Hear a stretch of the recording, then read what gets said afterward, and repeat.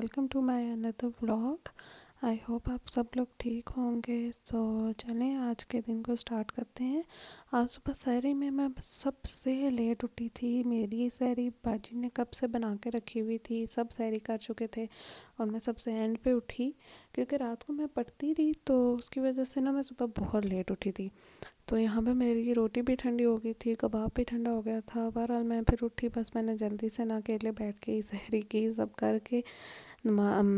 करके कुरान पढ़ रहे थे और मैं फिर उस टाइम सहरी कर रही थी। तो आज सहरी में मैंने पराठा और कबाब खाया, उसके साथ दही भी था।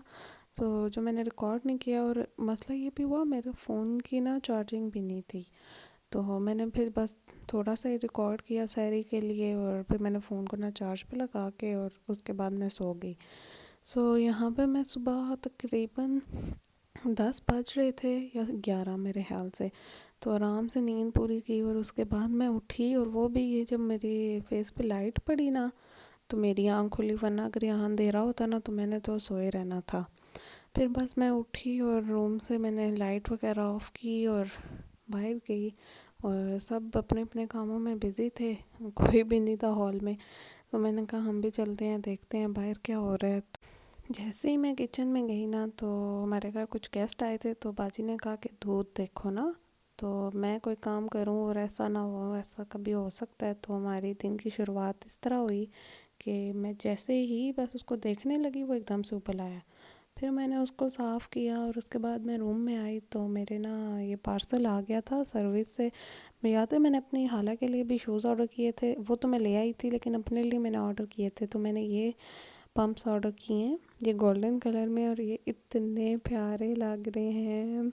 मुझे बहुत पसंद आया है, मुझे क्या सब घर वालों को भी बहुत पसंद आया। मेरी बहन ने और मेरी जो बाजी हैं उन्होंने भी एग्जैक्टली सेम यही मेरे देख के ऑर्डर किए हैं तो उनके भी इंशाल्लाह जल्दी आ जाएंगे, ईद से पहले ही आ जाएंगे। और ये मैंने ऑर्डर किए। सो ब्यूटीफुल यार, मैंने कहा मैं कब से वेट कर रही थी कि ये आए ना, तो फाइनली ये आए।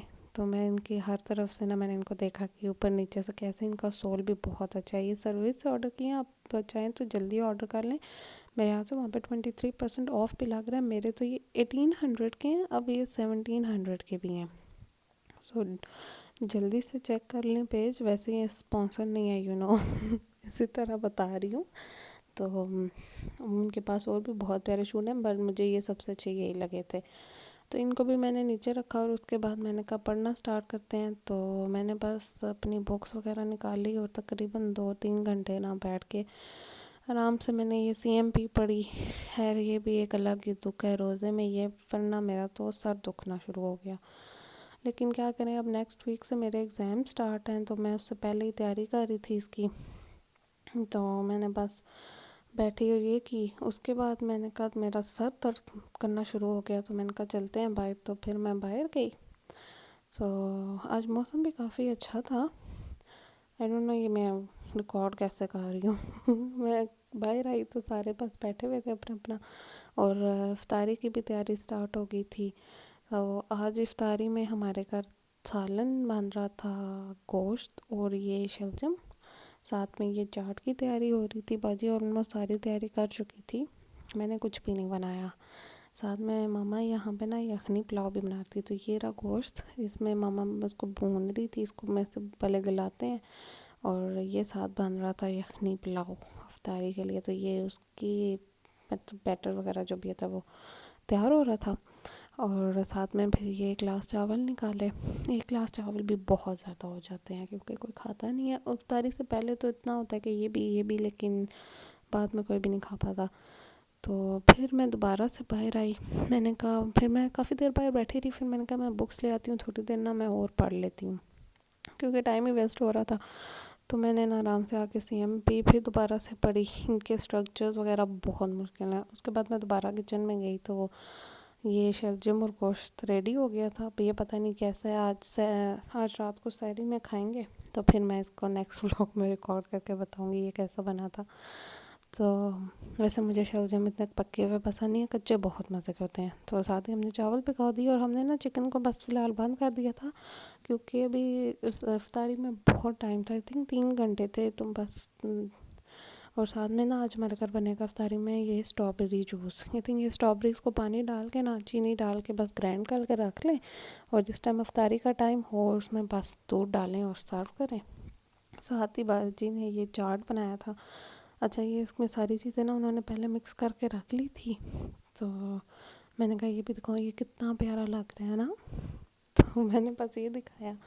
उसके बाद मैंने कहा चलते हैं बाहर। तो मैं ना बाहर गई किचन में काफ़ी देर, क्योंकि आज मैं रुकी ही नहीं, क्योंकि मैंने आज कुछ बनाना ही नहीं था, सब कुछ हो चुका था। तो मैं वापस आके ना बैठ गई, क्योंकि हम सारे ना बाहर बैठे होते हैं। अच्छा जी, तो फिर जैसे ही इफ्तारी का टाइम नज़दीक आया ना, फिर तो सब कुछ स्पीडों से हो रहा होता है ना। तो बाजी ने ये दही इसमें डाला, ये दही देखें कितना मज़े का है ना। ये हम घर में लगता है, हमारे का मामा ना घर में दही लगाते हैं, घर का दही है। और साथ में ना ये बना था बूंदियाँ, ये भी मामा ने बनाई थी। ये बहुत मज़े की बूंदियाँ बनती हैं। तो ये चाट चेक करें ज़रा आप, लग रहा है ना मज़ेदार किस्म का। और साथ में बूंदियाँ, हाँ हाँ हाँ, इस टाइम तो वेट ही नहीं हो रहा होता इफ्तारी का। अच्छा जी, साथ में मेरे भाई की फरमाइश पे बन रहे थे ये आलू वाले पकोड़े, और कुछ पहले से बने हुए थे, उनको भी फ्राई करना था। तो ये मामा कर रही थी, तो मैंने कहा रुके मैं कर देती हूँ ना। तो फिर मैंने ये भी फ्राई किए थे।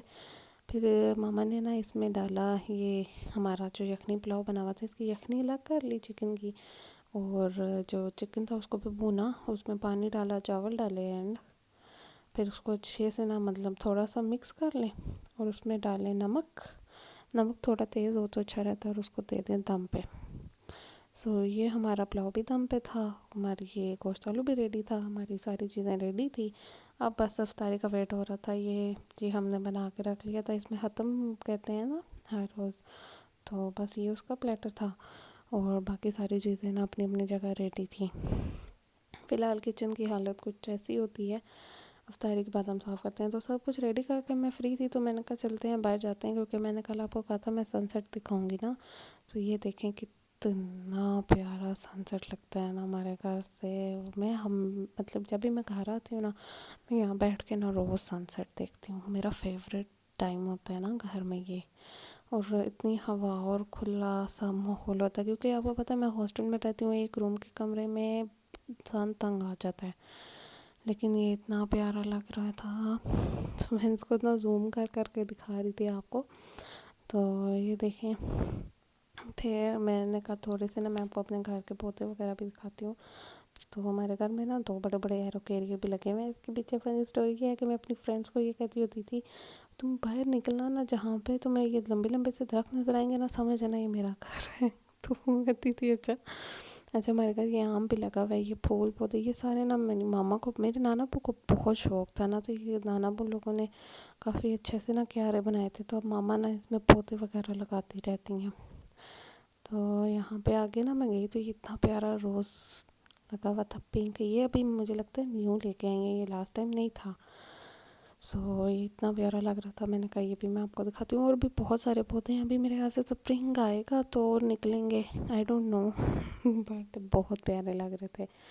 तो ये 2 हमारे घर ना बड़े बड़े से लंबे लंबे एरोकेरिया के पौधे लगे हुए हैं। सो अच्छा, मैं साथ ही देख रही ना, तो मुझे चाँद नज़र आया, और मैं इतनी सरप्राइज हो गई इसको देख के। मतलब आई नो कि होते हैं एक तरफ चाँद एक तरफ सूरज। तो मैं यहाँ से दिखा रही थी कि मैंने आपको दोनों एग्जैक्ट सेम टाइम पे दिखाते हैं, तो मैं थोड़ी सी पीछे हुई। तो मैं यहाँ से ना शूट करने की पूरी कोशिश कर रही थी कि दोनों एक फ्रेम में आ जाए ना। तो वो रहा हमारे पास चाँद, एज यू कैन सी। चाँद भी वैसे फुल गोल है ना। तो मैं इसको जूम कर रही थी, थोड़ा सा ब्लर इफेक्ट हो रहा था, लेकिन ये रहा हमारा चाँद, और ये रहा हमारा सूरज। So look at these. मतलब आपको ऐसा कोई व्यू मिलेगा गाँव के अलावा। मतलब मैं हॉस्टल में होती हूँ, वहाँ पे तो कभी सूरज भी नज़र आता है दिन में, अगर रात में कभी चाँद हमने देखा ही नहीं। तो ये दोनों at a time same point पे नज़र आ रहे थे, और ये इतने हसीन और जमील लग रहे थे ना। ओके, और ये रही मैं एज़ यूजुअल मेरे कम्फी कपड़ों में। ये मेरे इतने फेवरेट कपड़े हैं ना। आज भी मुझे मामा कह रही थी कि इनको फेंक तो क्या करोगी, कब से, अभी के नहीं है ये, तकरीबन 3-4 साल पुराने हैं, और ये मेरे इतने फेवरेट कपड़े हैं ना, आई थिंक 5 भी साल शायद हो गए हों उनको। ये इतने पसंद है मुझे, मैं हमेशा यही पहने रखती हूँ। तो मामा मुझे कहती हैं कि तुम क्या ये पहन के घूम रही होती हो, बट क्या करें, फेवरेट हैं। तो जब मैं किचन में आई वापस तो मामा ये ना फ्राई कर रही थी, तो मैंने कहा दी ये मैं फ्राई कर देती हूँ, आप तब तक बाकी चीज़ें या कुछ देर रेस्ट कर लें। कब से वो किचन में लगी हुई थी, तो मैंने साथ फिर ये बूंदियाँ शूंदियाँ वो फ्राई कर चुकी थी। तो ये दोबारा उन्होंने पता नहीं यहाँ रख दी, तो बाद में मुझे पता चला कि थोड़ी सी और फ्राई करनी है। अच्छा जी, तो फिर मैंने ना ये कहीं फ्राई की है, और हमारे अभी भी ये जो पुलाव है ये दम पे ही था। सो मैंने इनको ना फ्राई किया। अच्छा, ये हमारे पास ना कुछ पुराने, मतलब पुराने नहीं, कल जो बने थे ना वो, उनको दोबारा से हमने गर्म किया। तो इनको फ्राई करके ना मैंने साइड पे डाला। और ये भी ना दोबारा से एटलीस्ट एक दिन बाद तो हम फ्राई कर ही सकते हैं ना। तो ये जो हमारे पास मसाला बचा था ना आलूओं वाला, इनकी बूंदियाँ मामा ने कहा बना दो। तो ये मैं ऐसे डाल रही थी, तो मैंने कहा चलें आपको भी दिखा लेती हूँ। अगर आपको नहीं पता कि ये कैसे बनती है, तो आप बस बेसन में नमक मिर्च डाल के ना ऐसे बना लें, और ये क्रिस्पी क्रिस्पी बूंदियाँ बन जाती हैं। इतने मज़े की लगती हैं ना चाट पे, आहा। ट्राई करके ना हमें बताइएगा कि ये कैसी लगी हैं आपको। सो बस इनको अच्छे से आपने ना हिलाना है। अच्छा, पहले नहीं हिलाना, आपको इनको हल्का सा ना अपनी शेप में आने दें। फिर जैसे ही एक बार हो जाए ना हल्की सी कड़क कड़क, तो फिर आपने इनको हिलाना है। तो ये देखें ये कैसे एकदम से ना गोल्डन गोल्डन सी होना शुरू हो गई हैं। और फिर बस इनको 1-2 बार हिला के ना अच्छे से ना रोस्ट कर लेना। तो ये देखें क्रिस्पी क्रिस्पी बूंदियाँ। अच्छा, कोई भी चीज़ हो, कबाब हो, चिप्स हो, कुछ भी हो, पकौड़े, इनका ऑयल ज़रूर अच्छे से ड्रेन करें, क्योंकि अगर इसके अंदर ऑयल रह जाए ना तो ये बहुत जल्दी सौगी हो जाती हैं। तो मैं तो हमेशा इनको अच्छी तरह से छानती हूँ। और फिर हमने की अपनी गैस को ऑफ़, ये याद से करना है, ये पॉइंट आपने भूलना नहीं है, ओके। उसके बाद हमने बस ये जो लवाजमात हैं चाट के, इनको साथ रखा। और ये मैं ना दिखाती, ये देखें फाइनल टच चाट का फाइनल लुक ना, उसमें चाट मसाला डाल लिया। और ये हमारा जो गोश्त और इसको क्या कहते हैं, शलजम, ये रेडी हुआ। मामा को ही दिल था ये बनाने का, उन्होंने बनाया, तो ये ख़त्म के लिए निकाला था। और साथ में ये हमारे पकौड़े, और साथ में ये जो है ना हमारे खीरे कट हो गए थे, क्योंकि जो पुलाव है वो मेरा भाई अभी इसका रायता बनाएगा आके, अब पता नहीं कब बनाएगा, पर आके उसके लिए बाजी ने खीरे काट दिए थे। तो ये सारा कुछ रेडी हो गया, और इसको हमने ना बस चटाई पे लगा दिया। तो ये देखें जी हमारी फ़ाइनल लुक, बस छोटी सी मिनी सी इफ्तारी है, सब कुछ था अल्हम्दुलिल्लाह। और जी हम लड़कियों का दुख, इफ्तारी के बाद किचन में जाओ तो हमें मिलते हैं ये तो फिर बस हमारे साथ साथ हैं। तो उसके बाद जी बाजी ने चाय बनाई, और साथ मैं और मामा चावल खा रहे थे। सो बस यही मेरा आज का मिनी सा छोटा सा ब्लॉग है। आई होप आपको मेरा ये ब्लॉग पसंद आया हो। अगर पसंद आया तो मेरे चैनल को जाते जाते सब्सक्राइब करते जाएं प्लीज़। सो मिलते हैं फिर नेक्स्ट ब्लॉग में, एंड तब तक स्टे ट्यून।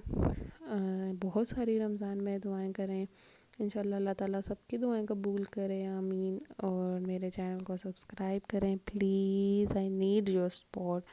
सो मिलते हैं फिर हम सुबह सहरी में इंशाल्लाह। अल्लाह हाफिज़।